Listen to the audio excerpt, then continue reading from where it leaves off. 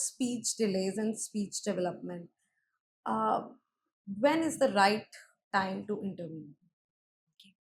तो जब हम स्पीच डेवलपमेंट की बात करते हैं, तो since many years I have been working in the language part of children with autism. तो when we say speech, speech is only not what we are talking. Okay. What you are saying, I am understanding that is a receptive part, इसलिए हम इसको language बोल देते हैं. Speech is something, मैंने सिर्फ बोला पापा मम्मा, but I don't know who the papa is, right? और मम्मा मैं पहचान नहीं रहा हूँ, तो I would use the word language. Why? पहला पार्ट है receptive. Am I able to understand the instruction और command what you are saying. जैसे आपने एक क्वेश्चन पूछा, मैंने वो सुना और उसको समझा, that is receptive part of speech और लैंग्वेज. फिर I reply to that, right? That is the expressive part. Expressive में भी आई यूज्ड वर्बल. तो ये दोनों तरीके से हो सकता है. इफ आई रियली, इफ कोई मीटिंग चल रही है and I just see you and I will, so I did not use my words, but I communicated with you, right? Right. I gave you the gesture, or I said I will talk Right. later to you, right? So that is also speech. So if that's why we say it's a, इसको हम पूरा combine कर देते हैं कि social language development कैसा हो रहा है. That is Okay. one. तो क्या बच्चा इंस्ट्रक्शन समझ पा रहा है? I said, oh give this to papa. 18 months का बच्चा है और हमने बोला जाओ ये पापा को देख के आ जाओ, और वी कैन वेव बाय. तो ये सारे जेस्चर्स बच्चा यूज कर रहा है कि नहीं? अगर ये नहीं हो रहा है तो मेरे लिए एक अलार्म है. इफ 10 मंथ्स 1 ईयर पे भी बच्चा क्लैप नहीं कर रहा है, तो दीज आर जेस्चर्स. जो मैंने नॉन वर्बल की बात की. उसके बाद जब हम वर्बल की बात कर रहे हैं, 1 ईयर पे हमारे पास सिंगल सिंगल वर्ड्स आने शुरू हो जाते हैं. चाइल्ड स्टार्ट सेइंग पापा बाबा, सिंपल वर्ड्स, बाइलेबियल बोलते हैं जहाँ दोनों लिप्स का यूज हो रहा है. Right. 18 मंथ्स तक ये वर्ड्स बढ़ते जाते हैं, राइट? 18 मंथ्स में 8 to 10 वर्ड्स आ जाते हैं. And the range is increasing like anything. 2 year child can have 300 words and can join words, sentences छोटे Yeah. छोटे, मम्मा आओ, पानी नहीं. Hmm. If you are seeing child has limited vocabulary, उसके words 2 साल का बच्चा है और उसके वर्ड 50 से भी कम है, Right. 50 से भी कम है, मेरे लिए ये रेड फ्लैग है. तो we have to definitely meet and figure out what's happening. Is there is delay? क्योंकि वो बहुत नॉर्म होता है ना कई बार कि हाँ बॉयज लेट ही बोलते हैं बच्चे, हाँ, मतलब है लेट ना? बोलते हैं, बोल लेंगे, हाँ स्कूल बोल में डाल लेंगे, दो, बोल देंगे, राइट, कर या. लेंगे. तो Right. See from brain development, from early intervention, now we know it कि if I can find a late talker, late talkers भी होते हैं. हाँ. अब लेट टॉकर्स जो बच्चा होगा ना, उसके बाकी सब चीज़ें काफ़ी ठीक होंगी, like receptive language, gestures, eye contact. Then still child could be a late talker. Intervention उसे भी चाहिए होगा, Right. राइट? तो जब कई बार बोलते हैं ना कि वो बच्चा 5 years में बोलने लगा था, I hear it every time in the clinics, right?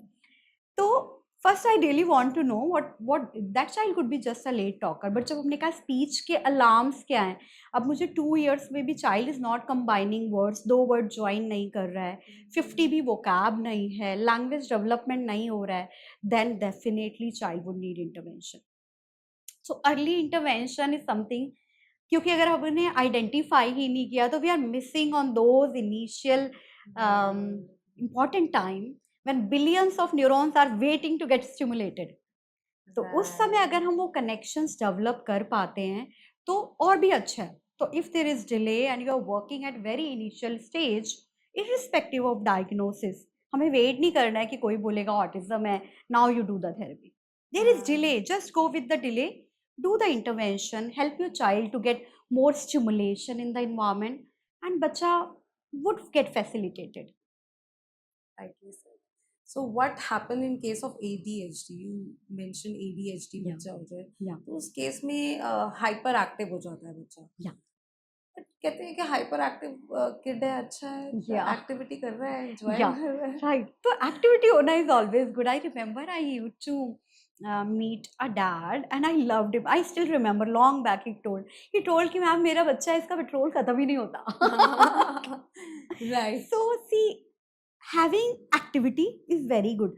When we say ADHD ना, hyper activity disorder, उसमें impulsivity बहुत ज़्यादा होगी.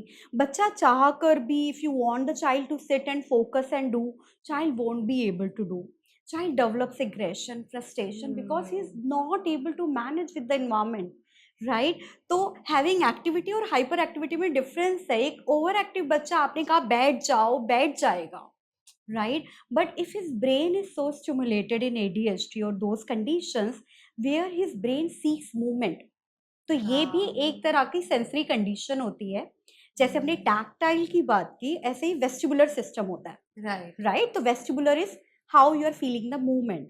Right. If a child is sensory seeker, vestibular seeker, तब भी बच्चा बहुत गोल गोल घूमेगा या रिस्क टेकिंग बिहेवियर करेगा।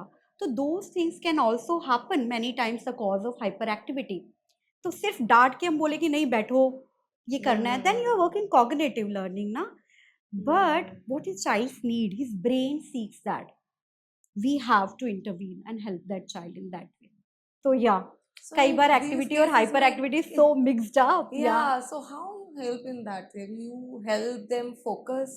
Yes. So there are a lot of activities for in sensory integration. जैसे मैंने कहा पहले we have to figure out does child has sensory challenges, right? Yeah, Vestibular right. seeker है. In therapy we use lot of swings. There are a lot of vestibular activities.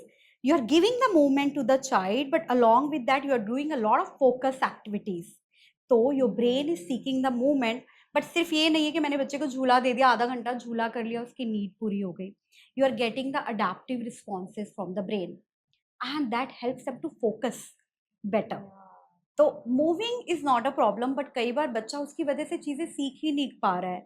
अब playground में there is another child on the swing and I can't wait because I am too impulsive and child may push the other child and then he is not getting social play with other children. तो कहीं ना कहीं child feels very left out because बाकी बच्चे उसके साथ फिर नहीं खेल रहे हैं या वो खेल ही नहीं पा रहे हैं उनके साथ due to that hyperactivity और impulsivity. So lot of therapies, deep pressures and vestibular activities helps the brain to calm down.